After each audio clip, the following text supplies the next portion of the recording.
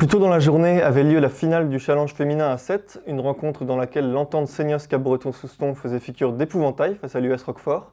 Mais sur un match et qui plus est une finale, la logique a-t-elle été respectée? Résultat en images.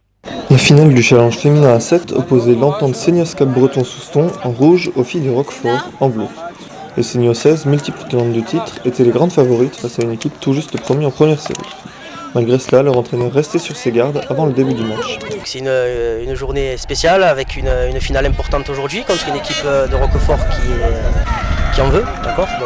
Donc on sait qu'on va avoir un gros match à faire, surtout en plus avec la chaleur. Pour la gagne aujourd'hui, ça va être l'état d'esprit. L'état d'esprit d'équipe qui va faire chaud, donc c'est jouer simple, pas faire d'efforts inutiles, jouer vraiment simple, le minimum de touches de balle possible, et normalement ça devrait le faire, et frapper devant le but. Voilà, la consigne du jour, c'était vraiment frapper.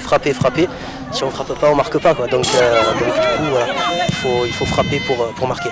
Côté Roquefort, la finale était plus un bonus, venu couronner une belle saison. On reste sur une série de 8-9 matchs sans défaite.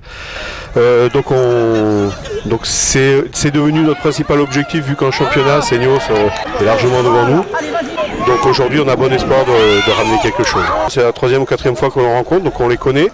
On a essayé de mettre quelque chose en place, on verra si ça marche. On va leur proposer un combat, je pense. On va leur proposer, on ne peut pas aller trop sur le côté technique du jeu parce qu'elles sont individuellement supérieures à nous.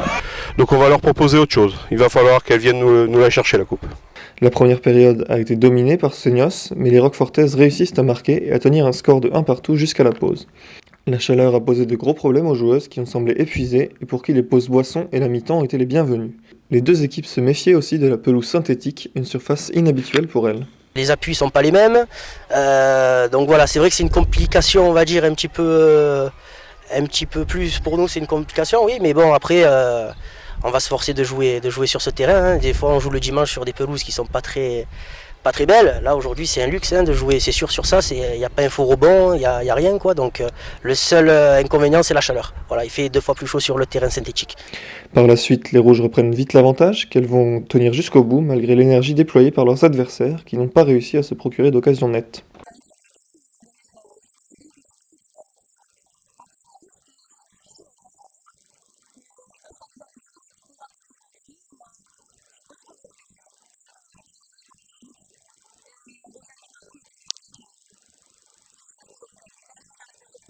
Après cette victoire pleine de maîtrise, les filles de Seignos Cap-Breton-Souston essaient déjà de se projeter sur la saison prochaine. Elles pensent même déjà à une nouvelle victoire dans cette épreuve.